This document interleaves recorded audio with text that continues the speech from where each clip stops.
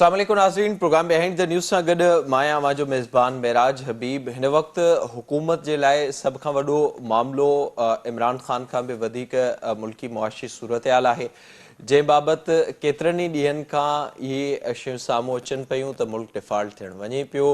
वॾा ख़तरा हिन वक़्तु मौजूदु आहिनि, पर उन सॼी सूरतहाल खां पोइ अॼु इहा उमेद पैदा थी आहे त IMF सां जल्द नओं रिव्यू पाकिस्तान जो थियणु वञे पियो। उन जाइज़े इजलास खां पोइ पाकिस्तान खे क़िस्त मिलण जो इम्कान आहे। सभ खां पहिरियों ॾिसूं था उन बाबति अॼु वज़ीर आज़म शहबाज शरीफ़ पारां छा चयो वियो आहे, अचो त ॾिसूं। शहबाज शरीफ़ जी ॻाल्हि ॿोल ॿुधी। ही जेका सूरतहाल हिन वक़्तु नज़र अचे पई, शहबाज शरीफ़ पारां जंहिं ॻाल्हि जो ज़िक्र कयो वियो आहे, उन बाद इहो वाज़े तौर ते इम्कान मौजूदु आहे त IMF जी क़िस्त मिलण खां पोइ IMF जूं ॾुखियूं शर्तूं पाकिस्तान खे तस्लीम करणियूं पवंदियूं ऐं उन सूरत में मिनी बजट जूं ॻाल्हियूं बि हिन वक़्तु हलनि पियूं ऐं मिनी बजट अचण खां पोइ सूरतहाल अञा वधीक ख़तरनाक थी सघे थी ऐं महांगाई जेका हिन वक़्तु असांखे नज़र अचे पई, उन खां वधीक महांगाई जो तूफ़ान बि अची सघे थो। जेका ताज़ी शुमारियात खाते जी रिपोर्ट साम्हूं आई आहे, उन मूजिबि हफ़्तेवार महांगाई 30% ताईं पहुती आहे ऐं मजमूई तौर ते महांगाई 25% ताईं हिन साल वञण जो इम्कान आहे। ऐं उन में बि सभ खां वधीक जेके शयूं महांगियूं थियूं आहिनि, उन में आम वापे जे शयुनि में इज़ाफ़ो ॾिठो वियो आहे, जेके आम माण्हू रोज़मर्रा जी ज़िंदगी में इस्तेमालु कनि पिया।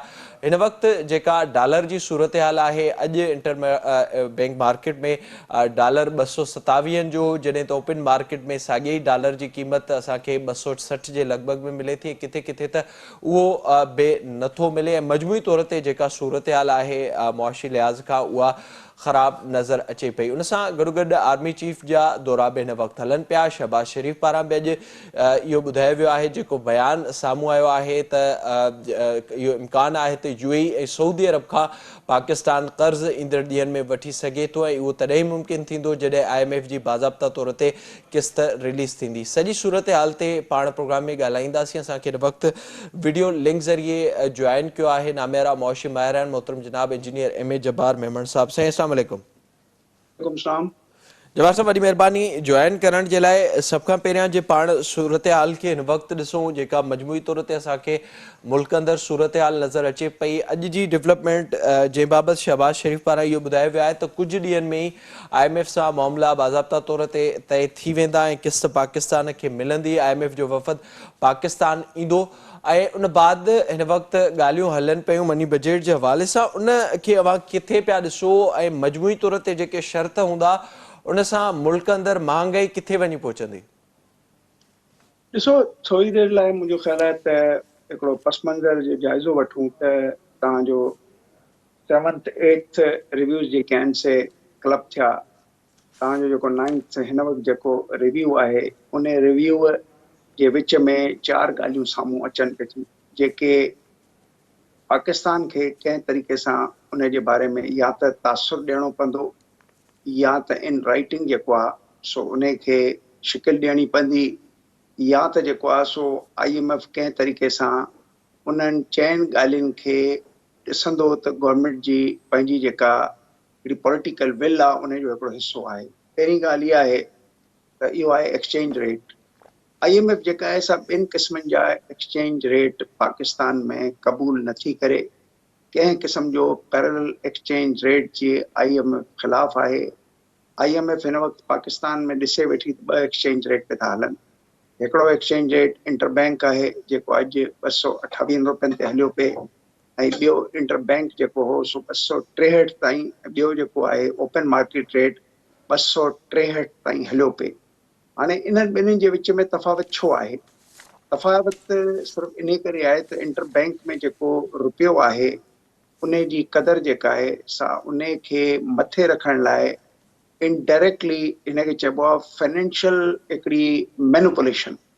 त तव्हां जेको आहे सो रेमिटांसिस ऐं सप्लाइज़ ऐं ॿियनि एक्सपोर्ट प्रोसीड्स वग़ैरह खे जेको आहे सो कंहिं तरीक़े सां तव्हां मैनेज कयो था ऐं बैंक्स खे मजबूर था कयो, जो रेगुलेटर आहे त हिन खे इंटरबैंक खे 262 ते वञण खां बचाइणो आहे।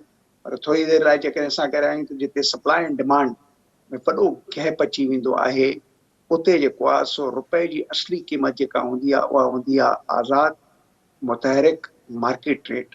माना पाकिस्तान जो रुपयो जेको आहे सो हिन वक़्तु 262 रुपयनि ताईं बीठो आहे, छाकाणि त इहा हिकिड़ी डिमांड इकोनॉमी आहे जंहिंखे बैंकुनि इस्तेमालु कयो, जंहिंजे ख़िलाफ़ federation of Pakistan chamber of commerce, जंहिंमें मां बि शामिल, असां कंप्लेन कई त बैंकूं जेके आहिनि से इंटर बैंक रेट हूंदे बि आज़ाद मार्केट रेट जे ज़रिए जेको आहे सो बिल ऑफ एक्सचेंजिस ऐं इम्पोर्ट्स जा डॉक्यूमेंट रिलीज़ पे थियूं कनि। हाणे डार साहब जेको आहे सो पंहिंजी हिकिड़ी उन ॻाल्हि ते अची बीठो आहे त 180 रुपया जेको आहे सो थींदो रेट। डार साहब जी जेका इकोनॉमिक आहे उनखे डार इकोनॉमिक्स में हमेशह रुपए खे मसनूई तौर ते 2013 खां वठी 17 ताईं रखण जी कोशिश में हिकिड़ी सियासी अज़म इहो हो त शयूं घणी महांगाई में न अचनि। हाणे जॾहिं डॉलर जेको आहे सो पंहिंजी उहा क़ीमत जेका आहे सा 180 खां तजावुज़ करे 232 ऐं 33 ते इंटर बैंक में अचे थो, जॾहिं त पेशाब कोन्हनि। आज़ाद जेको आहे सो ट्रेड तव्हांजो अफ़गानिस्तान मुख़्तलिफ़ हंधा मुख़्तलिफ़ तरीक़नि सां थी रहियो आहे हिन वक़्तु। उन में तव्हांजो रेट जेको आहे सो एक्चुअली 262 वारो रेट अथव। उन जे करे महांगाई जेका आहे सा हिकिड़ी त ऑफिशियल इन्फ्लेशन जेका आहे 9 सालनि में वॾे में वॾो फिगर अची चुको आहे। पर जेका मूंखां ज़ाती तौर ते पुछो, जेकॾहिं असां मार्केट खे मेडन में एवरेज ते आणियूं 208 ऐं 232 त इहा इन्फ्लेशन तव्हांजी स्टैटिस्टिक्स डिपार्टमेंट पाण इन खे अञा मथे खणी वेंदो ऐं इन जे घटिजण जा आसार तमामु घटि आहिनि। हाणे पहिरियों ॻाल्हि त डार इकोनॉमिक्स खे हिकिड़ी एश्योरेंस ॾियणी आहे त असां ॿ एक्सचेंज रेट न रखंदासीं, नंबर 1। नंबर 2 जेका आहे सा डार इकोनॉमिक्स जेका आहे सा पॉलिटिकल हिकिड़ा फेवर्स जंहिंखे रिलीफ जे पोयां पई थी हले, जंहिंमें प्राइम मिनिस्टर बि चाहे थो, जंहिंमें मरियम नवाज़ बि चाहे थी, जंहिंमें जेको आहे सो शायदि सियासतदाननि जी ज़रूरत बि आहे त कंहिं तरीक़े सां पाण ते तमामु घणी क्रिटिसिज़म जेका आहे सा उन खे घटाइण जी कोशिश में रिलीफ ॾिनो वञे। पर कंहिं उन इकोनॉमी में जिते डेफिसिट इकोनॉमी हूंदी आहे, ऐं पाकिस्तान में त तमामु घणी डेफिसिट इकोनॉमी आहे, ऐं उन डेफिसिट इकोनॉमी लाइ इंटरनल सोर्सिस जे बजाए एक्सटर्नल सोर्सिस बि वरिता था वञनि। हाणे इन सॼे में रिलीफ ॾियणो आहे। तव्हां ॾिसंदो किथे किथे थोरो तव्हांखे झलकूं नज़र ईंदियूं, अगरि फुली न त तव्हांखे कहिड़ियूं झलकूं नज़र ईंदियूं। ऑयल में जेको आहे सो जेका यानी हिकिड़ी प्राइज़िस आहिनि उनखे कुझु लेवीज़ कुझु हेॾां कयो थो वञे। किसान पैकेज तव्हां ॿुधायो त एग्रीकल्चर साइड ते 1800 अरब रुपयनि जी हिकिड़ी अनाउंसमेंट कई वई। उन खां अलावा तव्हां जेको आहे सो सब्सिडाइज़ रेट्स जेके आहिनि से हर हंधि जिथे हिननि खे नज़र आया पे उते हिननि ॾिना। हाणे लाइफ लाइन कंज्यूमर्स खां अलावा ॿियूं घणियूं ॻाल्हियूं आहिनि जंहिंमें 3000 अरब रुपयनि जा सर्कुलर डेट्स फाथा पिया आहिनि, जंहिं ते का बि तवजो कोन्हे। इहा बि हिकिड़ी IMF जे लाइ तमामु वॾो हिकिड़ो जेको आहे सो हिकिड़ो ॻाल्हि ॿोल जे विच में रुकावट आहे त इलेक्ट्रिसिटी जा बिल उहे रखो, सेलिंग कॉस्ट ऐं प्रोड्यूसिंग कॉस्ट बराबरि हुजे। जेकॾहिं सेलिंग कॉस्ट ऐं प्रोड्यूसिंग कॉस्ट बराबरि हुजे त इहो IMF जी हिकिड़ी शर्त आहे जंहिंखे हुकूमत पाकिस्तान पंहिंजे मिसमैनेजमेंट नाअहलीअ जे करे रिफॉर्म्स त आणे न सघी आहे, न जेको आहे so electrical system chapter political खां एनर्जीअ खे ठीकु करे सघी आहे। सवाइ हिकिड़ो ॿियो नओं नारो तव्हांजे साम्हूं आयो आहे 10,000 मेगावाट सोलर। हाणे असां थोरो इन ते ॻाल्हाइण लाइ अलॻि सां टाइम खपे, पर मां पर चइनि इनमें ॻाल्हियुनि खे जबर पूरो साहब कयां। जेके टे मेजर एस्पेक्ट्स तव्हां ज़िक्र कया उनमें हिकु असांखे जेको डिफरेंस नज़र अचे पियो डॉलर में इंटर बैंक ऐं ओपन मार्केट जो, ऐं ॿियो अवां जेको ज़िक्र कयो ज़ारा असांखे मुसलसल जेको हिकु मामिलो एनर्जी जे हवाले सां बि नज़र अचे थो, ऐं उन सां गॾोगॾु जेका हिन वक़्तु सूरत हाल पैदा थिए पई IMF ज़ारा जॾहिं शर्त तय थियनि था या जेके मुतालबा IMF जा हुजनि था उन ते असां माज़ी में बि ॾिठो आहे त अमल दरामद न थियो आहे। उन बावजूदि त कोशिशि कई वई पेट्रोलियम लेवी खे घटि रखण जी ऐं मुख़्तलिफ़ सब्सिडियूं ॾियण जी बि कोशिशि कई हुई। उन बावजूदि बि सूरत हाल असां हिन वक़्तु इन्फ्लेशन जी ॾिसूं पिया त हफ़्तेवार तक़रीबन 30% जे लॻभॻि आहे जेको ब्यूरो ऑफ स्टैटिस्टिक्स चवे पियो। त अगरि ही सभु कुझु थी थो वञे ऐं क़िस्त IMF जी जारी थिए थी त उन बाद हिकु त इहो ॿुधाइजो त इन्फ्लेशन रेट खे अवां किथे वेंदे ॾिसो पिया, ऐं गॾोगॾु इहो बि ॿुधाइजो त छा उन खां पोइ को इम्कानु अव्हांखे नज़र अचे पियो त डॉलर जी क़ीमत में वक़्ती खणी घणी देरि ताईं न पर वक़्ती तौर ते ई उन में का घटिताई ईंदी, इन्फ्लेशन असां घटि ॾिसंदासीं? ॾिसो हे जेके मां तव्हांखे 3 ॻाल्हियूं ॿुधायूं उन खां जेका ॿी ॻाल्हि आहे उहा तमामु ज़रूरी आहे, जेका पाण थोरो ॻाल्हाइण में अॻिते पुठिते करे वियासीं। उहो आहे त जेको IMF हिकिड़ो टारगेट न हो 7,500 जे लॻभॻि, हिन वक़्तु वसूलियाबी जेका थी आहे हाणे उहा इन्हनि 6 महीननि में 220 अरब रुपया घटि थी आहे। हिकिड़ो इहो वॾो कंसर्न आहे IMF लाइ त 220 अरब कंहिं तरीक़े सां एक्स्ट्रा टैक्सेस लॻायो। हाँ, थोड़ी देर लाइ ॾिसो त जेकॾहिं एक्स्ट्रा टैक्सेस इनडायरेक्ट टैक्सेस जे मद में बि ईंदा माना इन्फ्लेशन तव्हांजी वधंदी। हाणे इहे 4 ॻाल्हियूं जेकॾहिं थोड़ी देर लाइ असां चऊं था त हुकूमत पाकिस्तान इन्हनि खे एक्सेप्ट करे थी त हिननि जो पॉलिटिकल साख जेका आहे सियासी साख उहा कमज़ोर थींदी। ऐं मुंहिंजो ख़्याल आहे उहो बार बार इहा ॻाल्हि अंग्रेज़ीअ में, उर्दूअ में, सिंधीअ में वरजाइनि वेठा त असां जेको कुझु कयूं वेठा उन सां असांजो सियासी कैपिटल जंहिंखे अंग्रेज़ी में चवनि था सियासी साख उहा घटिजे वेठी, उहा बिल्कुलु घटिबी। IMF सां जॾहिं हे जुड़ंदा त IMF सां जुड़ण में सिर्फ़ु हिकिड़ो फ़ाइदो जेको नज़र अचे वेठो उहो इहो आहे त तव्हां वटि हिन वक़्तु $6 बिलियन खां घटि जे स्टेक्स ते बीठा आहियूं, 5 अरब डॉलर 5.8 मुल्कनि जा, ऐं हिन वक़्तु पैसा ई कोन्हनि त कंहिं क़िस्म जी इवन रिक्वायर्ड असेंशियल जेके शयूं आहिनि उन्हनि खे बि असां घुराए सघूं। हाणे इन सिचुएशन में सिर्फ़ु इहो फ़ाइदो जेको IMF जे अचण सां थिए वेठो त हिकिड़ो डिसिप्लिन फाइनेंशियल वॉच डॉग तव्हांजे मथां अची वियो। जॾहिं उहो वॉच डॉग अची वियो त ॿिया मुल्क उन में जुड़णु शुरू कंदा ऐं बैंक्स जेके आहिनि से रोल ओवर करण लाइ कमर्शियल बैंक्स तयारु न आहिनि। 10 खां वठी 12% इंटरेस्ट रेट घुरनि वेठियूं, जॾहिं त डॉलर जो अघु जेको आहे इवन यूनाइटेड स्टेट जी ट्रेजरी में 3% कोन थियो आहे। हाणे इन सॼे मामले में शायदि कमर्शियल जेके आहे बोरोइंग उहा कंहिं हद ते हिकिड़े रीज़नेबल लेवल ते अचे जो कमर्शियल बैंक्स IMF खे सम्झंदियूं आहिनि त हिकिड़ी गारंटी आहे मुल्क जे फाइनेंशियल मैनेजमेंट खे डिसिप्लिन करण लाइ। ऐं ॿिया मुल्क छाकाणि त हिन सॼे ग्लोबल सिस्टम न में सियासत पर इनमें जवाहर साहब इहो ॿुधाइजो ज़ाहिरा जीअं मां ज़िक्र कयो पिया IMF जे हवाले सां ऐं उन खां पोइ जीअं अवां ॿुधायो त दोस्त मुल्कनि खां बि इम्कानु आहे उन बाबति मुलाक़ातूं बि हलनि पियूं, UAE खां बि, सऊदी अरब खां बि, कमर्शियल बैंकुनि समेत मुख़्तलिफ़ जेके मामला आहिनि उनमें कुझु बहितरी ईंदी इन सेंस में त रिज़र्व्स असांजा कुझु बहितर थींदा। पर जेको हीउ मुसलसिल पाकिस्तान जो साइकिल हलियो आहे जॾहिं IMF रिफॉर्म्स जी ॻाल्हि करे थी त उन वक़्तु असां ख़ातिरी त कराईंदा आहियूं पर उहे असांखे रिफॉर्म्स थींदे नज़र न आहिनि ईंदा। इहो सालनि खां हिकु डिघो सिलसिलो असांखे नज़र अचे थो। गुज़िरियल हुकूमत उन जी ख़िलाफ़ वर्ज़ी कई असां ॾिठोसीं ऐं हाणे जॾहिं IMF अचे थी त उन बाद अवां छा था सम्झो त केसि ताईं आख़िर इहो सिलसिलो पियो हलंदो ऐं केसि ताईं असां ईअं ई जॾहिं कर्ज़ु वठिणो हूंदो त सभु शर्त तस्लीम कया वेंदा, पोइ अवाम ते भार विधो वेंदो पर रिफॉर्म्स नाले का शइ असांखे नज़र न ईंदी। उन जे लाइ अवां छा था सम्झो त छा करण जी ज़रूरत आहे हिन सूरत हाल में, ख़ासि तौर ते जिते अॼु असां बीठा आहियूं? ॾिसो हिन में हिकिड़ो पाकिस्तान में जेके बि हिकिड़ा उहे इंटेलेक्चुअल्स या मुस्तनिद इकोनॉमिस्ट या मुस्तनिद तजिया निकार उहे ॿिनि जेको आहे हिसनि में विरहायल अथव। हिकिड़ो हिसो चए थो त इहे रिफॉर्म्स जेके आहिनि से IMF पाण बि एतिरो इंट्रस्टेड न आहे त इहे रिफॉर्म्स अचनि। उन्हनि जो लॉजिक्स इहो आहे त इन जे इम्प्लीमेंटेशन लाइ IMF घणो इसरार ऐं मॉनिटरिंग थर्ड पार्टी ऑडिट्स जे ज़रिए नथी करे, छाकाणि त उन्हनि जा कुझु ग्लोबल पॉलिटिकल इंट्रस्ट बि आहिनि। छाकाणि त IMF हिकिड़ो क्लब आहे वॾनि ताक़तुनि जो।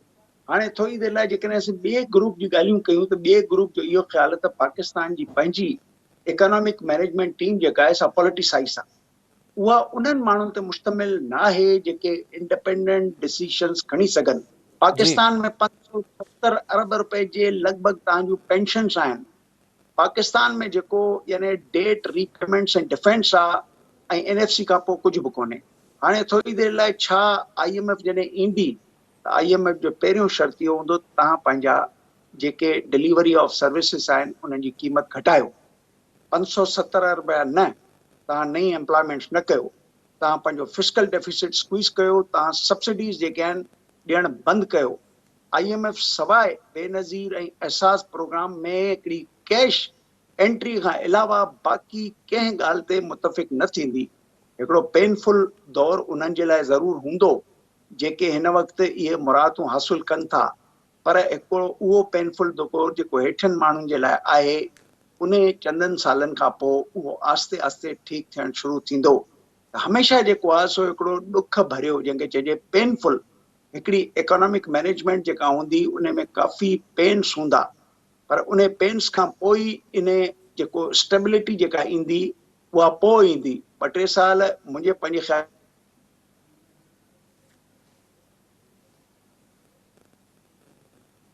थींदे हीअ हुकूमत ॾिसंदी त मुंहिंजे पंहिंजे ख़्याल में उनखे IMF जे इन प्रोग्राम लाइ कुझु वेवर्स वठणा पवंदा। डार इकोनॉमिक्स पोइ दफ़ा 13 ऐं 17 में 34 वेवर्स वरिता हुआ, पर हिन दफ़े जेको आहे सो IMF जंहिं तरीक़े सां रेस्पॉन्ड करे वेठी उन में लॻे थो त चीन बि जेका आहे सा ख़ामोश बीठी आहे, छाकाणि त ग्लोबल इकोनॉमिक्स में चीन जा हींअर झगड़ा थिया आहिनि कंहिंसां, यूनाइटेड स्टेट्स सां। एंटी डंपिंग ड्यूटी, काउंटर वेलिंग ड्यूटीज़, चीन जी एक्सपोर्ट मुतासिर पई थी थिए। इन करे चीन बि हिकिड़े ग्लोबल रविश खां हटी करे पाकिस्तान जे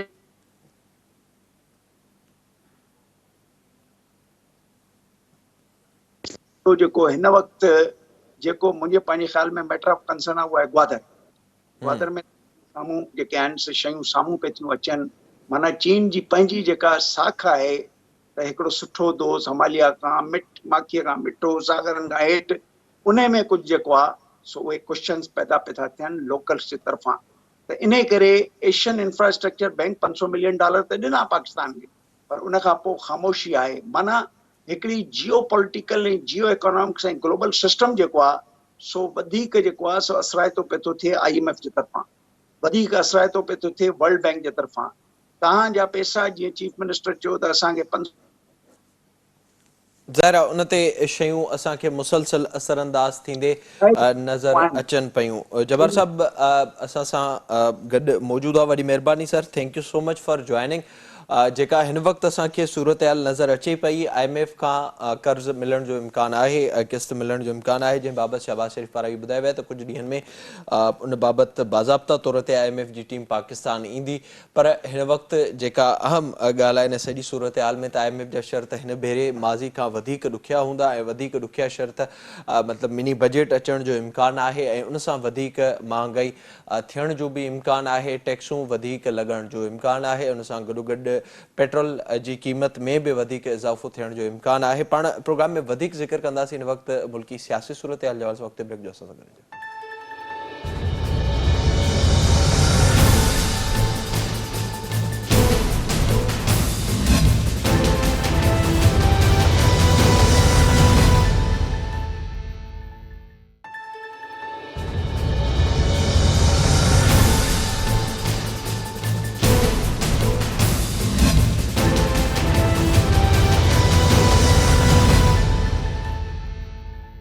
प्रोग्राम में एक भेरो ॿीहर भलीकार हिन हिस्से में पाण ज़िक्र कंदासीं मुल्की सियासी सूरत हाल बाबति। पंजाब में इमरान ख़ान पारां असेंबली टोड़ण जे ऐलान बाद जॾहिं इहा कोशिश कई वई त उन बाद गवर्नर पारां पंजाब जे वॾे वज़ीर परवेज़ इलाही बाबति इहो नोटिफिकेशन कढियो हो, जंहिं बाद हीउ सॼो मामिलो अदालत में वियो हो ऐं अदालत पारां इहो फ़ैसिलो ॾिनो वियो हो त जेसिताईं इन केस जी ॿुधणी नथी थिए तेसिताईं पंजाब जो वॾो वज़ीर परवेज़ इलाही रहंदो। 11 जनवरी ते हीअ ॿुधणी थियणी आहे ऐं हुन खां अॻु PTI जी इहा ख़्वाहिश आहे त पंजाब जो वॾो वज़ीर परवेज़ इलाही एतमाद जो वोट वठे। जॾहिं त परवेज़ इलाही पारां इहो चयो वियो आहे त एतमाद जो वोट वठणु माना गवर्नर जे नोटिफिकेशन खे सही साबित करणु आहे। इन सॼे मामले ते PTI अंदरि इख़्तिलाफ़ नज़र अचनि पिया, PTI काफ़ लीग में हाणे वाज़ो तौर ते इख़्तिलाफ़ नज़र अचनि पिया। 11 जनवरी ते इन मामले ते ॿुधणी थियणी आहे। पाण इन हवाले सां प्रोग्राम में ॻाल्हाईंदासीं। असांखे फ़ोन लाइन ते जॉइन कयो आहे लाहौर मां सीनियर सहाफ़ी ऐं तजनिगार सलमान आबिद साहब। सर जी अस्सलाम वालेकुम।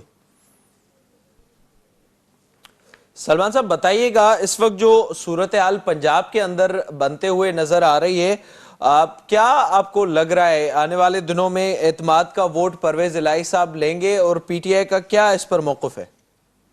देखिए, जाहिर तो अब ये फैसला 11 तारीख को होगा अदालत के अंदर। अदालत इसके ऊपर क्या रोलिंग देती है, अगली तारीख दे देती है या परवेज इलाही साहब को इंसिस्ट करेगी कि आप एतमाद का वोट लें या वो अपना बेंच टूट जाता है। अब ये सारी बातें हैं जो अब 11 तारीख को पता चलेगा कि कोर्ट क्या करती है और कोर्ट के उसी फैसले की बुनियाद पे जो है ना मामलात आगे बढ़ेंगे। एक बात तो ये है। दूसरी बात यह है कि सियासी तौर पे अगर आप देखें तो परवेज लाई साहब के पास कोई अब ज्यादा ऑप्शन नहीं है। उनको या तो असेंबली को तहरीर करना है जो इमरान खान साहब की ख्वाहिश है, चाहे उसका नतीजा कुछ भी निकले, या एतमाद का वोट लेना है जैसे इमरान खान साहब कह रहे हैं, लेकिन एतमाद के वोट लेने के लिए नंबर जो है उसमें अभी को काफी परेशानियां लग रही हैं, कुछ नंबर जो है वो कम है।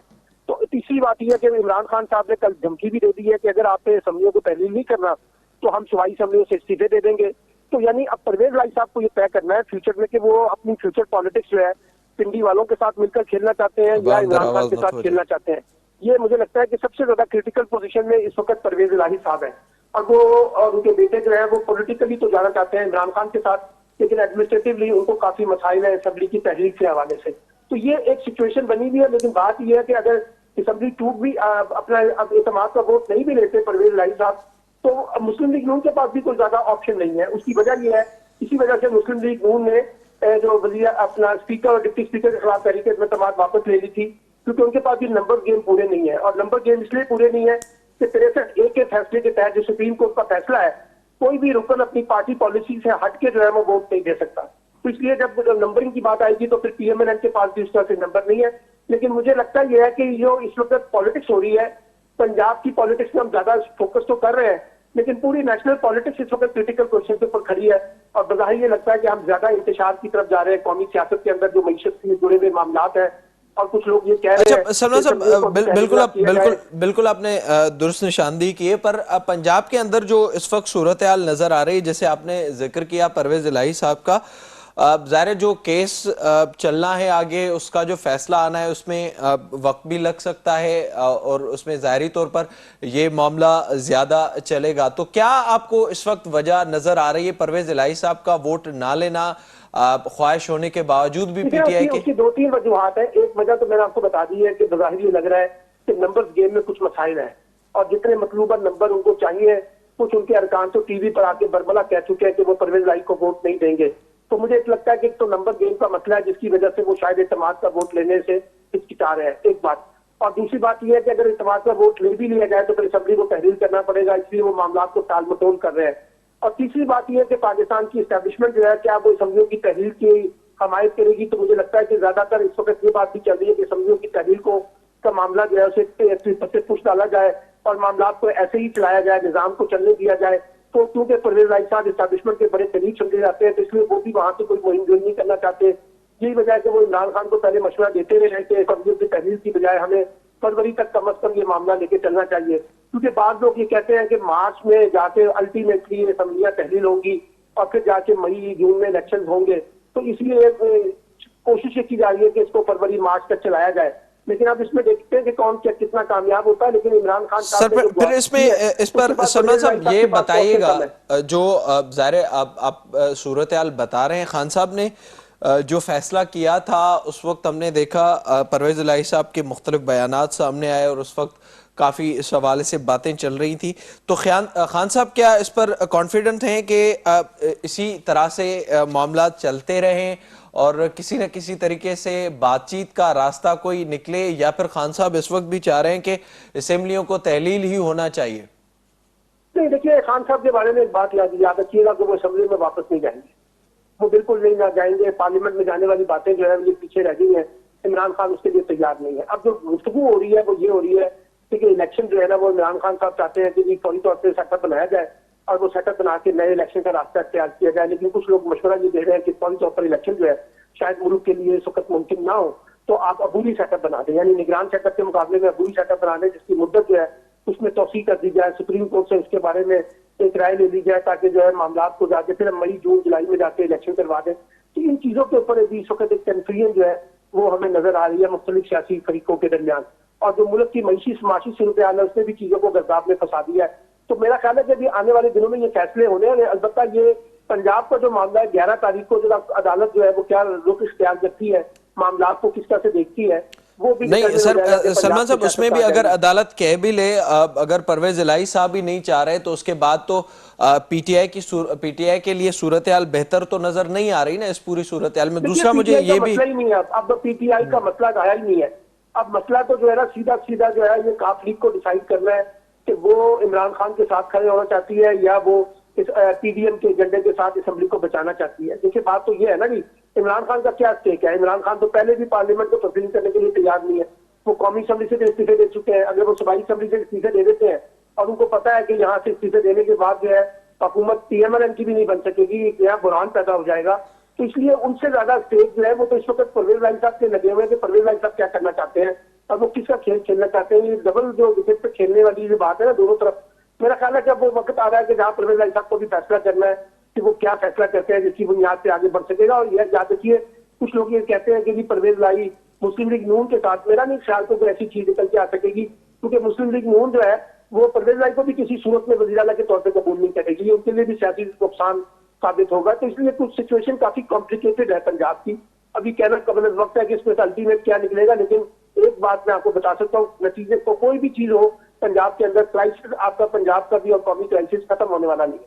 सरवा साहब, इस पूरी सूरत हाल में फिर मुझे ये बताइएगा, ज़ाहिर कोशिश तो पीटीआई ने बहरहाल की, बार बार की कि सीट एडजस्टमेंट भी हो जाए, उसके लिए भी मुलाकातें हुई, कोशिशें हुई और मुसलसल ये कोशिश की गई कि राज़ी किया जाए परवेज़ इलाही साहब को। एक पूरा सिलसिला हमने देखा, 10 सीटों वाले को वज़ीर आला पंजाब का बना दिया, एक पूरी सूरत हाल।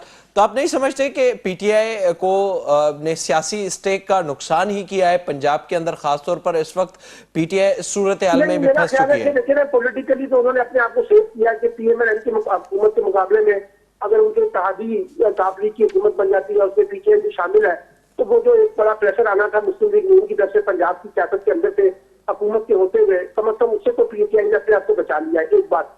अब दूसरी बात यह है कि फ्यूचर पॉलिटिक्स में तब्दीली है वो कहाँ तक पीटीआई के साथ चलती है और पीटीआई के झंडे के साथ अपने आप को खड़ा करती है, ये एक इंपॉर्टेंट बात है।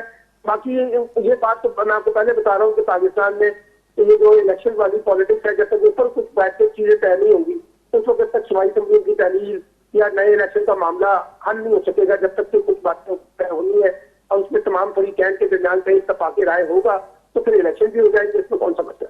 सरवा साहब, पंजाब के हवाले से ये भी बताइएगा, इस वक्त जो पूरी एक हमने सिनारियो देखा है मुसलसल, पंजाब ज़ाहिर फैसला कुन सूबा है किसी भी हुकूमत के लिए। आने वाले इलेक्शंस में अगर इलेक्शन वक्त पर भी होते हैं, पीपल्स पार्टी की कल सीईसी में भी ये मामला सामने आया है कि पंजाब, साउथ पंजाब खासतौर पर वहां पर फोकस करना है। मुस्लिम लीग नून के स्टेक को पंजाब के अंदर आप कहां पर देख रहे हैं इस वक्त? देखिए, मुस्लिम लीग नून इस वक्त सबसे ज्यादा मुश्किल पोजीशन पर खड़ी हुई है। उसकी वजह यह है कि अगर वो बड़ी मजबूत जमात है, लेकिन जो इस वक्त गवर्नेंस के मामला है और जिस तरह के माशी मसाइल है और जिस तरह से हुक्मरानी के इशूज चल रहे हैं, उसका सबसे बड़ा सेटबैक अगर किसी जमात को हुआ है तो वो पीएमएलएन है। और ये पीएमएलएन के लोग भी कह रहे हैं कि अगर इसी सूरत हाल में रखते हुए इंतखाबात होंगे तो हमें क्या वोट मिलेंगे और हम कैसे अपनी इंतखाबी सियासत को बचा सकेंगे। वो पीपल्स पार्टी का तो कोई बड़ा मेजर स्टेक है ही नहीं इस वक्त पंजाब के अंदर। मुकाबला तो असल में पीटीआई और पीएमएलएन के दरमियान है। अब सिर्फ ये देखना है कि क्या ये जो सारे इमरान खान के मुखालिफ हैं यानी पीपल्स पार्टी और पीएमएलएन मिलकर इलेक्शन लड़ते हैं, मुश्तरका कैंडिडेट के तौर पर लड़ेंगे या कहीं सीटों पे एडजस्टमेंट करेंगे या अपना अपना इलेक्शन लड़ेंगे, ये सूरत हाल देखनी होगी। इमरान खान साहब तो अकेले इस वक्त खड़े हुए हैं, कहीं उनकी शायद अगर इत्तेहाद चलता है तो मुस्लिम लीग काफ के साथ कोई एडजस्टमेंट हो सकती है। बाकी तो देखिए इस वक्त जो पोलिटिकल पोजीशन है उसमें पीएमएलएन अगर कुछ डिलीवर करने में कामयाब होती है इलेक्शन से पहले तभी वो आगे जा सकेगी। और खुद पीएमएलएन के बुजुर्ग कह रहे हैं, राना सनाउल्लाह, ख्वाजा आसिफ साहब, इकबाल साहब कहते हैं पहले हम डिलीवर करेंगे फिर हम इलेक्शन की तरफ जाएंगे। डिलीवर कब करेंगे इसका किसी को कुछ पता नहीं। सरवा साहब, इस पूरी सूरत हाल में ज़ाहिर जैसे पंजाब का आपने जिक्र किया, मजमूई तौर पर हम इस वक्त सूरत हाल को देखें तो मुआशी हालात बेहतर नहीं हैं और दूसरा दहशतगर्दी की सूरत हाल भी हमें ख़राब नज़र आ रही है। इस पूरी सूरत हाल में आप नहीं समझते कि जो इत्तेहादी हुकूमत है उसका आना या फिर इस वक्त तक हुकूमत में रहना, ये मुस्लिम लीग नून के लिए सियासी तौर पर उनके लिए एक मुश्किल फैसला नजर आ रहा है और मजीद आने वाले दिनों में ये मुश्किल फैसला हो सकता है? हालांकि पीपल्स पार्टी के स्टेक को कुछ भी नहीं हुआ। चेंज के बाद जिस तरह से हुकूमत तब्दील हुई है और पीएमएलएन को हुकूमत दी गई है या उनके इत्तेहादियों को हुकूमत मिली है, शुरू में तो इनका ख्याल था कि हम सब कुछ आके ठीक कर लेंगे। जब ऊपर इक़्तिदार में आए तो उनका भाव जो है पता चला इनको आटे दाल का के भाव क्या है, तो अब उनको समझ आ रहा है, इसलिए उन्होंने हाथ खड़े कर दिए हैं और अपने माशी मजबूरियां बतानी शुरू कर दी है। दोस्त ममालिक जिनसे इमदाद मिलने की वो भी अभी तक नहीं मिल पा रही है, आईएमएफ के साथ मामला भी तय नहीं हो पा रहा है। तो मतलब बहुत सी सारी चीजें हैं जो उल्टी साबित हुई है। जिसने भी ये स्क्रिप्ट लिखा था, मुझे नहीं मालूम किसने स्क्रिप्ट लिखा है, लेकिन जिसने भी ये स्क्रिप्ट लिखा था रजीम चेंज का, आप समझिए कि अल्टीमेट सबसे बड़ा लॉस अगर किसी को हुआ है तो वो मुस्लिम लीग नून है, और जो सबसे ज्यादा पीटीआई को क्या beneficiary फायदा वो हुआ इमरान है इस खान वक्त तक? सलमान और साहब, इमरान इस खान वक्त को तक ये क्या मिला है कि फायदा इमरान हुआ? खान, जी मैं बता रहा हूँ, इमरान खान को ये फायदा मिला है कि जब वो हुकूमत में थे तो उन पर बहुत ज्यादा क्रिटिसिज्म हो रहा था मीडिया के अंदर, और लोग ये कह रहे थे कि इमरान खान की हुकूमत सही तरीके से डिलीवर नहीं कर सकी, और ये सवालात भी उठ रहे थे कि क्या इमरान खान अगला इंतखाबात की सूरत में जीत भी सकेंगे या नहीं सकेंगे। तो रिजीम चेंज के बाद इमरान खान को अपनी पॉपुलैरिटी को रिविजिट करने का मौका मिला है, तो रीगेन किया उन्होंने अपनी पॉपुलैरिटी को, और आज वो सबसे ज्यादा मतलब मकबूल लीडर भी है और सबसे ज्यादा फ्रंट लाइन सर, पर वो तो कह रहे हैं कि उनके अपने सूबे में एक तो एफआईआर का उन्होंने जिक्र किया, आपने कुछ मिनट पहले बात की, परवेज इलाही साहब का मूड कुछ अलग नजर आ रहा है। ये तो जाहिर है फिर खान साहब की भी तो हुकूमत ना हुई ना। सर, आप पाकिस्तान में हुकूमत किसकी होती है वो आप मुझसे ज्यादा बेहतर जानते हैं।